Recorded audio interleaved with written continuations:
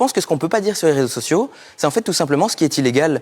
Aujourd'hui, le racisme, l'homophobie, la diffamation, c'est des choses qui sont des délits dans la vraie vie.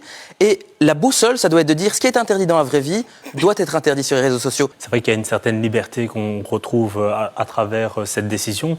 Ça va justement dans le bon sens. Nous expliquer aujourd'hui que X est un danger pour la société, je dirais plutôt que c'est une opportunité et c'est juste à nous, à travers notre justice, de pouvoir le contrôler. Je suis une grande partisane et je défends à fond la liberté d'expression. Par contre, il faut se rendre compte que les contenus sur X notamment, qui sont favorisés, qui sont mis en avant par l'algorithme, ce sont des contenus qui sont racistes, des contenus qui sont xénophobes, des contenus qui sont islamophobes ou LGBTQIA-phobes. Et donc, effectivement, la question de la liberté d'expression, pour moi, elle doit être totale, mais elle doit être quand même régulée. Ces réseaux sont dominés par soit des milliardaires, soit des entreprises privées très puissantes. Le problème de ce qui est publié, c'est pas ce que publie mon voisin ou mon pote en général.